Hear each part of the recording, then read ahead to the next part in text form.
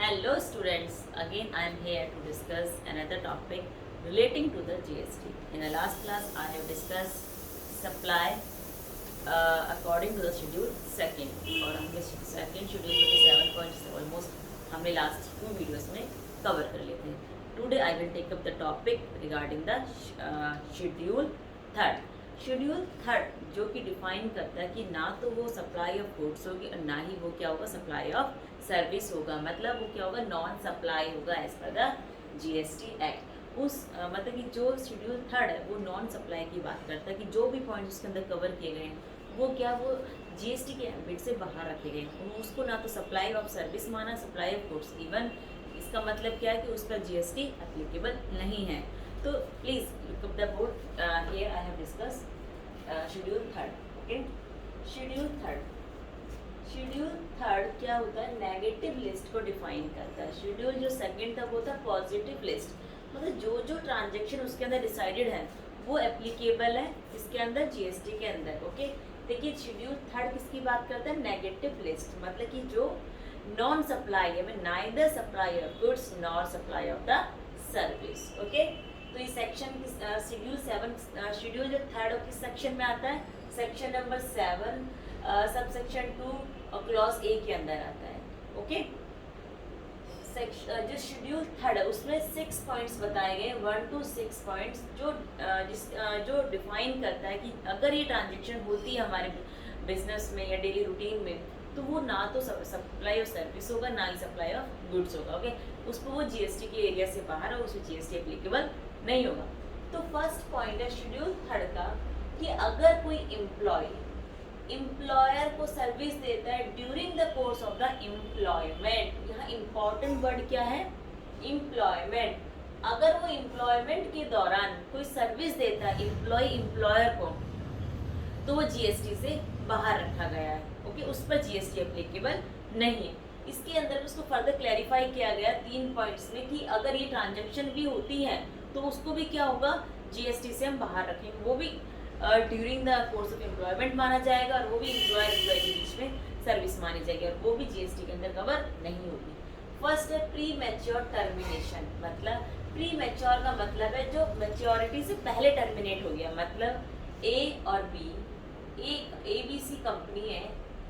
ठीक है, इसने क्या किया, बी को रखा जॉब पर, लेकिन जो इनके बीच में जो नोटिस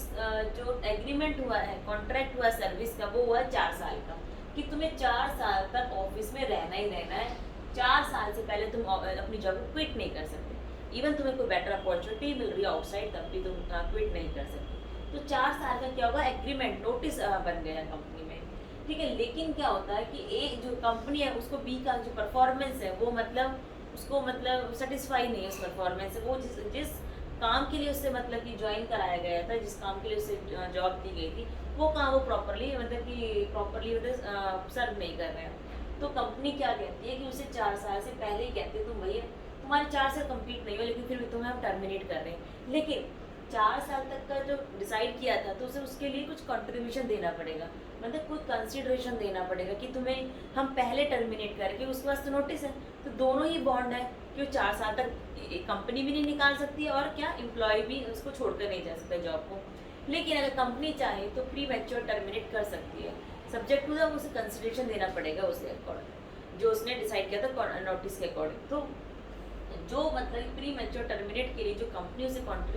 कंसिडरेशन देती है, जो कंट्रीब्यूशन करती है, वो भी क्या कहेंगे, वो भी क्या माना जाएगा कि एम्प्लॉय ने वो भी क्या माना जाएगा कि वो भी सर्विस है कि एम्प्लॉय ने एम्प्लॉयर को सर्विस दिया टर्मिनेशन के एम्प्लॉयमेंट के कोर्स में, मतलब कि अगर प्री मैच्योर टर्मिनेशन का केस भी है वहाँ पर ही मानेंगे कि वो एम्प्लॉयमेंट में उसे कंसिडरेशन दिया गया है, ड्यूरिंग द एम्प्लॉयमेंट उन्होंने सर्विस मतलब कि अपनी रेंडर की है, तो ये कंडीशन भी क्या होगी, जीएसटी के एम्बिट से बाहर है, उसे भी क्या मानेंगे हम, एम्प्लॉयर एम्प्लॉय का सर्विस मानेंगे, ठीक है। नेक्स्ट है कैजुअल वर्कर, मतलब जो डेली बेसिस पे हम उसको सैलरी देते हैं, मतलब कैजुअल वर्कर मतलब कि जो कंपनी में 12 महीने काम नहीं करता, मतलब कुछ महीने काम करता है कुछ महीने काम नहीं करता, उसे कहते हैं कैजुअल। जैसे कि कुछ ऐसे अगर कोई मतलब कंस्ट्रक्शन काम चला हिल स्टेशन पे, मतलब एक कंपनी है उसकी डिफरेंट जगह साइट्स हैं, तो क्या करेगा, जैसे हिल स्टेशन पे गया, वहाँ उससे कोई प्रोजेक्ट मिला है तो वहाँ पर गया, तो वहाँ से एम्प्लॉय उसने एक्वायर किए, लेकिन वो पूरे मतलब वहाँ पर एक प्रोजेक्ट करना है उसे, ये नहीं कि वहाँ पे उसने अपनी कंपनी स्टैब्लिश करेगी, परमानेंटली वहाँ पे काम करना, नहीं, कोई मतलब कॉन्ट्रैक्ट मिला है कि वहाँ पर उसे 5-6 महीने वो काम करके प्रोजेक्ट रेडी करके वापस अपनी कंपनी में आ जाना है, तो वो ये तो नहीं अपनी कंपनी से जहाँ उसका रजिस्टर्ड ऑफिस है वहाँ से एम्प्लॉय लेगा, वो जहाँ पर उसे प्रोजेक्ट मिला है वहीं से एम्प्लॉय हायर करेगा, ठीक है, और वहाँ पे उसे वो मतलब क्या करेंगे, वो सर्विस जो वहाँ पे हायर करा वो जॉब करेंगे, सर्विस करेंगे, और एम्प्लॉयमेंट के दौरान होगा, तो उसको भी कहाँ पे कहा गया है कि वो भी क्या होगा कि ना वो नेगेटिव लिस्ट के अंदर आएगा। अगर कोई कैजुअल वर्कर है, मतलब कि वो किसी प्रोजेक्ट के लिए किसी मतलब कि हिल स्टेशन या किसी कंस्ट्रक्शन साइट के लिए एक्वायर किए गए हैं, मतलब हायर किए गए हैं और एम्प्लॉयमेंट के दौरान किए गए हैं, एम्प्लॉयमेंट पर्पस के लिए किए गए हैं, तो उसे क्या कहेंगे, उसे भी हम क्या कहेंगे कि वो भी ना तो सप्लाई है ना इधर ऑफ द गुड्स, वो नेगेटिव लिस्ट में कवर होगा। थर्ड पॉइंट आता है कैजुअल वर्कर, मतलब कि अब क्या होता है कि कैजुअल वर्कर कंपनी है, सपोज करो एबीसी कंपनी है, एबीसी कंपनी है, उसे हिमाचल प्रदेश में कोई साइट रेडी कर रही है, ठीक है, तो क्या हुआ कि हिमाचल प्रदेश में साइट रेडी करनी है, तो वहाँ पर उसका कोई लिंक नहीं है, मतलब कोई आइडिया नहीं है वहाँ पे कहाँ पे वर्कर मिलेंगे, कैसे वर्कर मिलेंगे, क्योंकि उसे क्वालिफाई वर्कर चाहिए काम करने के लिए, तो एक एजेंसी होती है, वो क्या करता है कि एजेंसी के थ्रू जाता है, एजेंसी से कहता है कि मुझे हिमाचल प्रदेश में एक साइट रेडी करनी है, तो वो मुझे कैजुअल वर्कर हायर करके दे हिमाचल प्रदेश की साइट बनाने के लिए, तो वो क्या करता है कि जो एजेंसी होती है वो क्या करती है, कंपनी को क्या करती है, कैजुअल वर्कर हायर करके देती है, जिसके लिए वो पे आउट कर देता है एजेंसी को। तो यहाँ पर क्या हो गया कि कंपनी ने सीधा कैजुअल वर्कर को हायर नहीं करा, एजेंसी के द्वारा हायर किया कैजुअल वर्कर, जब वो एजेंसी के द्वारा करता तो भी क्या माना जाएगा कि वो नेगेटिव लिस्ट में ही कवर है, क्योंकि उसने हायर किस लिए किया है, एम्प्लॉयमेंट के पर्पस के लिए किया है, ठीक है, तो उस चीज़ को भी क्या कहेंगे हम यहाँ कवर करेंगे। इसलिए उसके कंफ्यूजन को क्लियर करने के लिए कि नेगेटिव लिस्ट में 3 चीज़ें और कवर है, तो उसने लिखा है अगर प्री मेच्योर टर्मिनेशन के बदले हमें कोई कंसिडरेशन मिलता है, या फिर कैजुअल वर्कर को हम अपॉइंट करते हैं एम्प्लॉयमेंट के लिए, या कैजुअल वर्कर को अपॉइंट करते हैं by the help of the agency, वो तीनों ही नेगेटिव लिस्ट में, उन तीनों को मानेंगे कि एम्प्लॉयर एम्प्लॉय सर्विस दिया और during the course of the employment, तो तीनों ही चीज़ कहाँ आती है, फर्स्ट पॉइंट के अंदर कवर होती है, और वो क्या होगा, नेगेटिव लिस्ट में कवर होगा, मतलब ना इधर सप्लाई है ना इधर सप्लाई नहीं है, तो क्या गुड्स और सर्विसेज ऑटोमेटिकली कवर होते हैं। एक लेकिन अगर वो एम्प्लॉयमेंट के बाहर जाके कोई अगर सर्विस देते हैं तो वो जीएसटी के अंदर एप्लीकेबल है। एम्प्लॉयमेंट की बेसिस से मतलब कि अगर कोई कंपनी कॉन्ट्रैक्ट बेसिस पे किसको हायर करती है, तो यहाँ कॉन्ट्रैक्ट आ गया एम्प्लॉयमेंट के लिए, किसी कॉन्ट्रैक्ट के लिए, तो वह प्रिंसिपल टू प्रिंसिपल हो गया, प्रिंसिपल टू प्रिंसिपल हो गया, तो एम्प्लॉय का रिलेशन तो है ही नहीं यहाँ पे, जब वो रिलेशन ही नहीं है तो फर्स्ट जो शेड्यूल 3 का फर्स्ट पॉइंट उसमें कवर ही नहीं होते, कवर नहीं होंगे तो क्या होगा, वो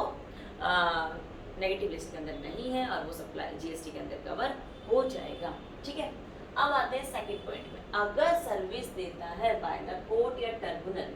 अगर कोई सर्विस रेंडर करी कोर्ट ने या ट्रिब्यूनल ने, तो वो भी नेगेटिव लिस्ट के अंदर कवर होगा, और वो भी ना तो सप्लाई ऑफ गुड्स होगा ना ही सप्लाई ऑफ सर्विस माना जाएगा। क्यों कोर्ट को बाहर रखा गया है, क्योंकि कोर्ट ऑटोमेटिक, कोर्ट के अंदर पहले हम डिस्कस करते हैं कौन कौन से कोर्ट आते हैं, डिस्ट्रिक्ट कोर्ट आता है, हाई कोर्ट आता है, सुप्रीम कोर्ट आता है, क्योंकि कोर्ट के जो फंक्शंस होते हैं कहीं ना कहीं पब्लिक के लिए किए जाते हैं। हाई कोर्ट का देख लो, सुप्रीम कोर्ट के लिए देख लो, वो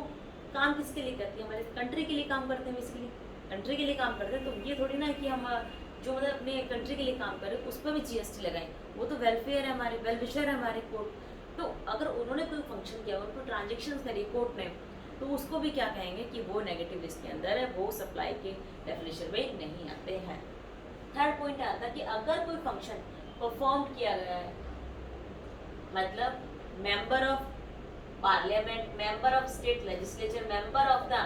पंचायत या फिर म्यूनसिपैलिटी या लोकल अथॉरिटीज, इनके द्वारा भी अगर कोई काम किया गया है, क्योंकि ये भी काम किसके लिए करते हैं, पर्सनल पर्पस के लिए तो नहीं करते, उनको एक ड्यूटी अथॉराइज की गई है, अगर कोई पोजीशन दी है तो उसके लिए उस पोजीशन को करने के लिए कोई ड्यूटी भी तो दी गई है, अगर वो उस ड्यूटी के अकॉर्डिंग काम करते हैं तो वो यानी कि वो क्या है, सप्लाई नहीं है, नेगेटिव लिस्ट में आते हैं, क्योंकि वो अपने कंट्री के लिए काम करते हैं, जो काम कर, क्योंकि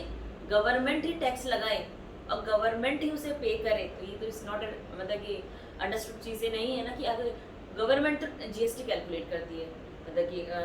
कैलकुलेट करते मतलब लेवी करती है वही कलेक्ट करती है, ये थोड़ी ना खुद पे भी लेवी करेगी फिर अपने आप से ही कलेक्ट करेगी,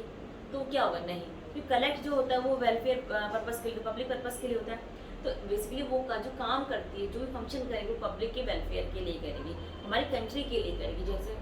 हमारी कंट्री को अपब्रिंगिंग के लिए करेगी। तो अगर कोई फंक्शन पार्लियामेंट के मेंबर करता है या स्टेट लेजिस्लेचर कोई मेंबर करता है या जो लोकल अथॉरिटीज, इसके मेंबर ने अगर कोई काम किया है अपनी ड्यूटी में रहकर, तो वो क्या होगा कि वो भी जीएसटी के एम्बिट से बाहर है, ठीक है। उसको फिर अगेन बताया गया कि अगर कोई ड्यूटी परफॉर्म की उस पोस्ट के द्वारा, जो पोस्ट उसे कॉन्स्टिट्यूशन ने डिसाइड करी है, जो कॉन्स्टिट्यूशन में जो पोस्ट लिखी है उस पोस्ट के अकॉर्डिंग अगर वो काम करता है तो उसको भी जीएसटी से बाहर रखा गया है। जैसे कि प्राइम मिनिस्टर हो गया, प्रेसिडेंट हो गया, वाइस प्रेसिडेंट हो गया, या फिर सीएजी हो गया, या सीएजी हो गया, मतलब इस तरह जो ये पोस्ट है किसने डिसाइड करी, कॉन्स्टिट्यूशन ऑफ इंडिया ने दी है। और उन्होंने उन रिस्पेक्टिव जो पोस्ट है उनके लिए रिस्पेक्टिव क्या रखा गया है, उनके लिए जो रिस्पेक्टिव ड्यूटीज़ भी रखी गई है, और उन ड्यूटी के अकॉर्डिंग अगर वो काम करता है तो वो क्या होता है कि वो भी जीएसटी से बाहर है। जीएसटी क्योंकि वो अब पर्सनल लेवल पर सर्विस नहीं दे रहा, गवर्नमेंट के लिए सर्विस दे रहा है, देश के लिए सर्विसेज दे रहा है, ओके, तो वो भी जीएसटी के एम्बिट से बाहर है। अगर कोई ड्यूटी इसके अंदर बॉडी जो एक्स्ट्रा सेम यहाँ मतलब मोटा मोटा देखा जाए तो अगर गवर्नमेंट ने कोई सर्विस दी है, चाहे वो स्टेट हो या सेंट्रल हो या लोकल अथॉरिटीज हो, या किसी कॉन्स्टिट्यूशन की बॉडी ने दी है या किसी बॉडी को एस्टेब्लिश्ड है गवर्नमेंट के द्वारा, तो वो भी कहाँ है, जीएसटी से बाहर नेगेटिव लिस्ट के अंदर कवर होती है, और वहाँ पर सप्लाई नहीं है। सप्लाई नहीं है तो फर्दर डिस्कशन नहीं कि whether this transaction cover under the goods या सर्विसेज, ओके। तो फोर्थ पॉइंट आता है शेड्यूल 3 का कि सर्विसेज अगर फनरल के, बोरियल के, including transportation of the disease. Simple सा मतलब कि अगर कोई बॉडी मतलब कोई पर्सन अगर एक्सपायर कर जाता है, उसके रिगार्डिंग जो उसके फनरल में जो काम जो ही फंक्शन किए जाते हैं, जो मतलब कि सिंपल वे में कहें तो अगर मतलब कि अगर कब्रिस्तान में अगर उसको मतलब कि मतलब उसको जलाने के लिए जो भी एक्टिविटीज़ की जाती हैं, जो भी मतलब उसके अंदर संस्कार के लिए जो भी फंक्शन किए जाते हैं, उसको भी जीएसटी से बाहर रखा है। क्योंकि एक सॉफ्ट कॉर्नर गवर्नमेंट ने रखा है कि जो इंसान चला गया इस दुनिया से उस पर भी हम जीएसटी कैलकुलेट नहीं करते हैं, जो चला गया उसे फ्री ऑफ जीएसटी सर्विसेज दी जाती हैं और उस पर जीएसटी एप्लीकेबल नहीं। और एक और इसमें इंपॉर्टेंट जो डिस्कशन का पॉइंट है वो है ट्रांसपोर्टेशन ऑफ द डिजीज। मतलब कि अगर कोई बॉडी एक स्टेट से दूसरे स्टेट लेके जाते हैं, एम्बुलेंस में लेके जाते हैं, तो उसको भी क्या कहते हैं, उस ट्रांसपोर्टेशन पे भी जीएसटी नहीं लगता। सपोज करो कि अगर कोई एक पर्सन था वो एक्सपायर कर गया, वो जो रहता है अभी जो जॉब कर रहा था वो दिल्ली में कर रहा था, लेकिन उसका जो होम टाउन है वो सपोज करो क्या है एमपी में है, तो एमपी उसकी बॉडी ले जाती है बाय द एम्बुलेंस। तो जो एम्बुलेंस है उसकी बॉडी को लेके गया एमपी उसके होम टाउन, तो वहाँ पर जीएसटी नहीं लगेगा, उसे फ्री ऑफ जीएसटी माना गया है, ओके। अभी शेड्यूल 3 के नेक्स्ट 5 पॉइंट नंबर आता है sale of land and building. ये मैं स्टार्टिंग से डिस्कशन किया कर रहे हैं मतलब फर्स्ट चैप्टर से कि sale of land and building it's not cover under the GST, it is outside from the ambit of the GST. लेकिन शेड्यूल 1, शेड्यूल 3 जो सेकेंड है वो पॉजिटिव लिस्ट को डिसाइड करते हैं, और उसमें कहीं ना कहीं ये मेंशन किया गया renting covered, lease covered, licence covered, tendency covered, लेकिन it is not mention there कि sale of the land and building, क्योंकि वो सेल ऑफ लैंड और बिल्डिंग क्या होती है कि वो जीएसटी से बाहर रखी गई है, ओके। अगर हमने लास्ट शेड्यूल 2 में भी कहा था कि कंस्ट्रक्शन को एक्टिविटीज फ्लैट बन रहे हैं, एडवांस में पैसा ले लेते हैं,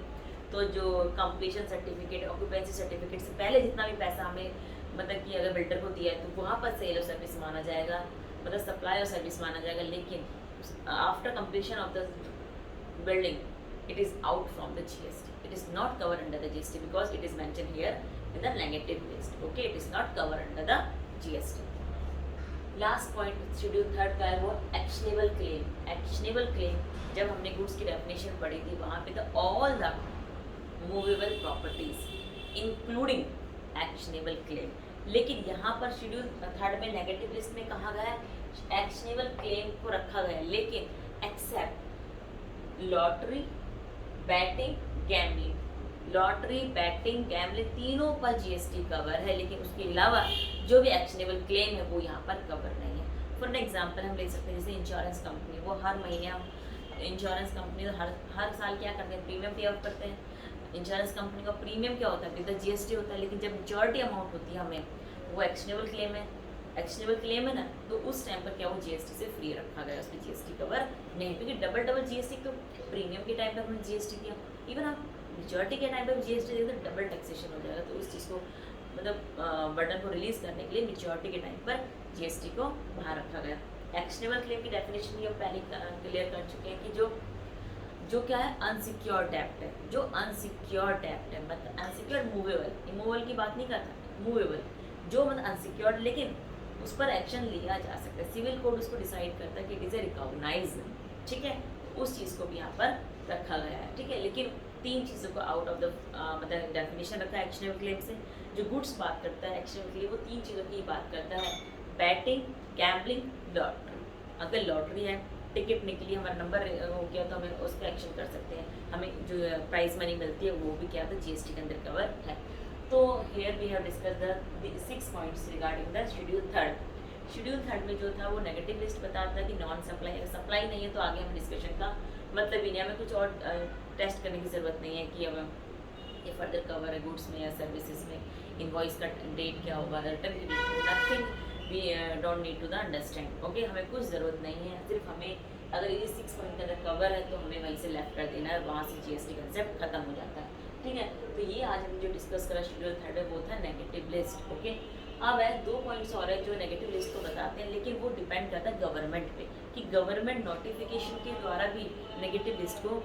डिफाइन कर सकती है, मतलब कुछ एक्टिविटीज़ ऐसी ला सकती है नेगेटिव लिस्ट के मतलब कोई एक्टिविटीज़ ऐसी ला सकती है जो कि नोटिफिकेशन के थ्रू ला सकती है टाइम टू टाइम, उसे लगता है कि ये ट्रांजेक्शन है, इसलिए लगता है कि ज़्यादा से ज़्यादा ट्रांजेक्शन मार्केट में हो रही है, लोगों को बेनिफिट मिल रहा है, तो उस पर भी जीएसटी लगा सकती है और अपने बेनिफिट भी चार्ज कर सकती है उसके ऊपर, ठीक है। तो 2 ट्रांजेक्शन पहले से ही कवर है इसमें कि अगर कोई एक्टिविटी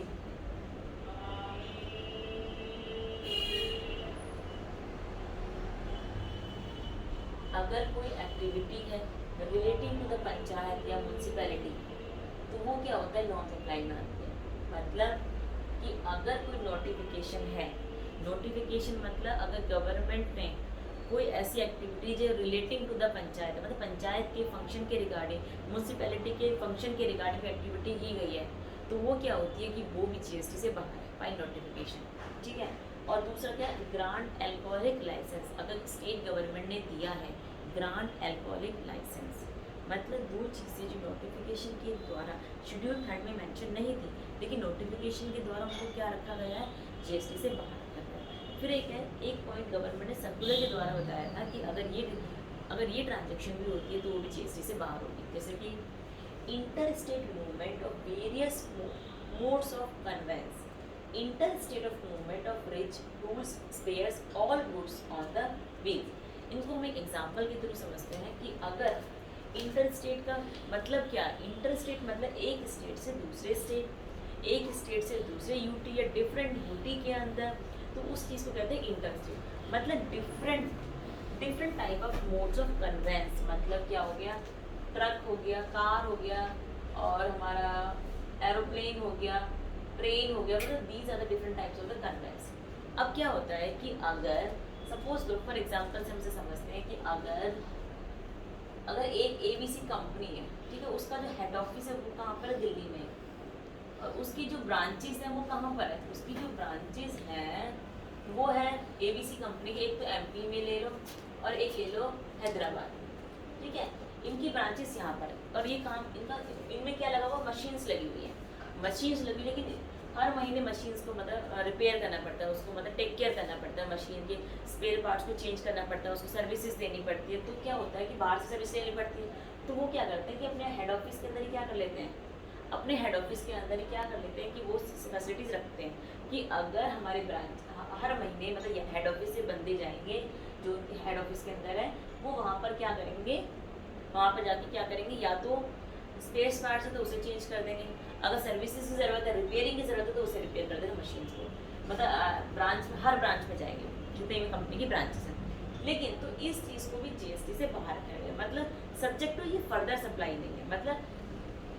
हेड ऑफिस का बंदा अगर ब्रांच में आता तो ठीक करने आया मशीन को, स्पेयर पार्ट खराब है उसको रिप्लेस करने आया, लेकिन उसका मोटिव ये नहीं है कि इसको फर्दर सेल आउट करना है, सिर्फ अपनी कंपनी के मोटिव के लिए आया कि वो फर्दर से काम में कोई मतलब कि काम में रुकावट ना आए, उस पर्पज़ के लिए उसने मतलब कि हर महीने आते हैं अपनी मशीन को उसका सर्विस चेक करते हैं कि सर्विस की ज़रूरत है या नहीं, सर्विस देते हैं। कोई पार्ट रिप्लेसमेंट की ज़रूरत है तो पार्ट रिप्लेसमेंट करते हैं। तो ये क्या आता है कि ये सब्जेक्ट तो फर्दर सप्लाई है, ये फर्दर हम सप्लाई नहीं कर रहे हैं, सिर्फ अपनी कंपनी टू कंपनी अपने काम को मैनेज कर रहे हैं। बाहर से हायर करने की जगह हम अपनी कंपनी में सेटअप बना रखा कि कोई परेशानी आती है, कोई ऐसा आता है। जैसे फॉर एग्जाम्पल आईटी डिपार्टमेंट क्या होता है, हर कंपनी में आईटी डिपार्टमेंट कि बाहर से आईटी की सर्विस नहीं लेते, हम अपनी कंपनी से आईटी की सर्विस लेते हैं। कोई कंप्यूटर में डिफॉल्ट होता है कुछ तो आईटी डिपार्टमेंट को बुलाते हैं, वो उसको ठीक करके जाते हैं, ठीक है। तो ये फर्दर सेल आउट की बात नहीं करते। अगर फर्दर सेल आउट की बात करता तो वहाँ पर आ जाता है डीम्ड सप्लाई, जो हमने शेड्यूल 1 में पढ़ा था। शेड्यूल 1 कहता है कि डिस्टिंक्ट पर्सन या रिलेटिंग पर्सन के अंदर ट्रांसफर होता है कोई एक्टिविटीज़, ठीक है, या तो वो मतलब कि विदाउट द कंसिडरेशन, तो उसे डीम ट्रांसफर होता है, क्योंकि वहाँ पर मोटिव क्या होता है, फर्दर सेल करने का मोटिव होता है। यहाँ तो मोटिव नहीं है फर्दर सेल करने का। तो these are the transaction today we have discuss कि ये क्या है, नेगेटिव लिस्ट में आती हैं और इस पर क्या होता है, जीएसटी कवर नहीं होता है। ओके, आई होप आपको आज की ये वीडियो है पसंद आई होगी। आज मैंने क्या है सेक्शन 7 पूरा डिस्कस कर चुका, शेड्यूल 1 भी, सेकंड भी, थर्ड भी। तो आज हम शेड्यूल मतलब पूरा सेक्शन 7 सप्लाई कंप्लीट कर चुके हैं। आई होप आपको आज की वीडियो पसंद आई होगी। ओके, तो please do like and subscribe my channel को ज़्यादा से ज़्यादा करो, ताकि मैं ज़्यादा से ज़्यादा मोटिवेशन के थ्रू अपनी वीडियो को और ज़्यादा लेके आ सकूँ आपके सामने। Bye bye students.